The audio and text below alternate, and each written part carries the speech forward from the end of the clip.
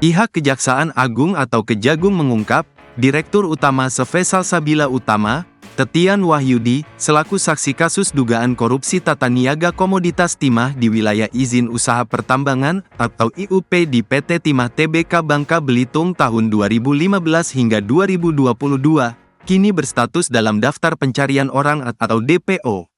Tetian diduga melarikan diri usai penyidik kejaksaan tak mendapati yang bersangkutan di rumahnya saat hendak melakukan pemeriksaan.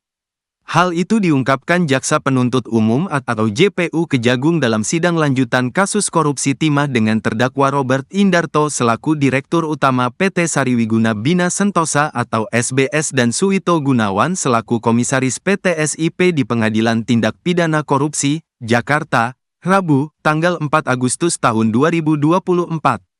Pernyataan itu bermula ketika hakim anggota yang memeriksa sidang Robert dan Suwito mencecar saksi Ahmad Haspani karena saksi tersebut pernah dimarahi oleh Tetian. Setelah selesai bertanya kepada Haspani, hakim kemudian balik bertanya kepada jaksa soal status Tetian Wahyudi dalam perkara korupsi timah ini. Ini Tetian Wahyudi masih proses penyidikan, belum jadi tersangka ya? Tanya hakim.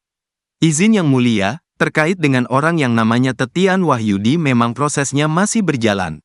Dan saat ini berdasarkan informasi yang dikumpulkan penyidik ternyata orang yang bersangkutan tidak berada di tempat dan sudah ditetapkan sebagai DPO, Yang Mulia, jelas jaksa. Kemudian hakim pun membeberkan alasan dirinya bertanya soal status daripada Tetian Wahyudi dalam perkara ini. Hakim menilai Tetian dianggap memberi dampak kerugian cukup besar bagi negara dalam kasus korupsi yang turut menjerat suami Sandra Dewi, Harvey Muiz tersebut. Soalnya banyak ini menyumbang kerugiannya ya, tapi BAP-nya ada, tanya hakim lagi. Terkait pertanyaan ini, jaksa pun menjelaskan bahwa Tetian belum sempat dilakukan pemeriksaan. Hal itu lantaran ketika hendak diperiksa, Tetian diketahui sudah tidak menempati tempat tinggalnya. Hal itu juga diketahui berdasarkan informasi dari pemerintah tempat tinggal daripada Tetian. Belum sempat diperiksa Yang Mulia karena ketika didatangi penyidik rumahnya udah ditinggalkan, ada 2 tempat tinggalnya tapi sudah tidak ditinggalkan, ujar jaksa. Dan berdasarkan informasi dari pemerintah setempat, Tetian sudah tidak bertempat tinggal di situ lagi Yang Mulia, sambungnya.